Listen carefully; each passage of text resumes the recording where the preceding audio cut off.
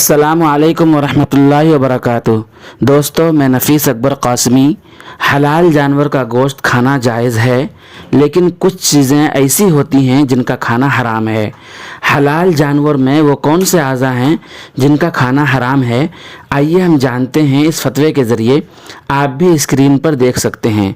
चुनांचे किसी ने अल्लामा यूसुफ बिन नूरी टाउन कराची से फतवा पूछा है। सवाल: हलाल जानवर में कौन सी चीज़ें हराम हैं? जवाब: हलाल जानवर में 7 चीज़ें हराम हैं जिनका खाना जायज़ नहीं है। वो 7 चीज़ें ये हैं। नंबर 1, दमे मसफूह यानी बहने वाला खून। नंबर 2, पेशाब की जगह नर व मादा की। नंबर 3, खुस्से यानी फोते।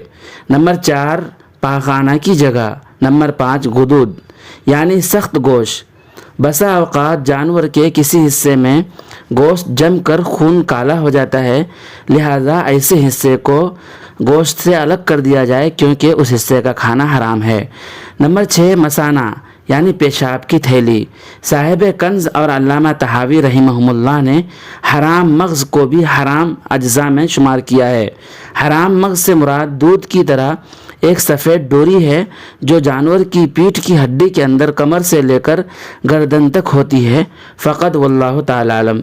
दोस्तों, चूँकि चंद दिनों के बाद कुर्बानी है, तकरीबन हर घर में कुर्बानी दी जाती है, लिहाजा हर कुर्बानी देने वाला शख्स जानवर के अंदर इन मज़कूरा 7 चीज़ों को ध्यान से अलग कर दें, क्योंकि इन चीज़ों का खाना हराम है।